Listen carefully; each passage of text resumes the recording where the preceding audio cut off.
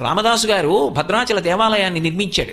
ఆలయ శిఖరం మీద సుదర్శన చక్రం పెట్టవలసి వస్తే ఎందరో స్వర్ణకారుల్ని పిలిపించాడు, లోహకారుల్ని పిలిపించాడు, తయారు చేయించాడు. ఏ చక్రం పైన పెట్టినా, ఏ ముహూర్తంలో పెట్టినా నిలబడేది కాదు.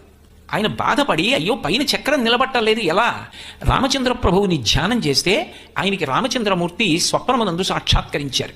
సాక్షాత్కరించి, ఈ క్షేత్రంలో పైన ఉండవలసినటువంటి సుదర్శన చక్రం మానవ నిర్మితము కుదరదు, దాన్ని నేను అనుగ్రహిస్తాను. రేపులు చాపు, అలల పడవ మీద నీకు సుదర్శన చక్రం అందుతుంది, దాన్ని ప్రతిష్ఠ చెయ్యి, గోదావరి మాత బహూకరిస్తుంది అన్నాడు. ఆయన మరునాడు స్నానం చేసి గోదావరి నదిలో నిలబడి 2 చేతులు చాపి రామచంద్రమూర్తిని ప్రార్థన చేశారు. నీటి మీద తేలుతూ వచ్చింది సుదర్శన చక్రం. అదే ఇప్పటికీ భద్రాచల దేవాలయం శిఖరం.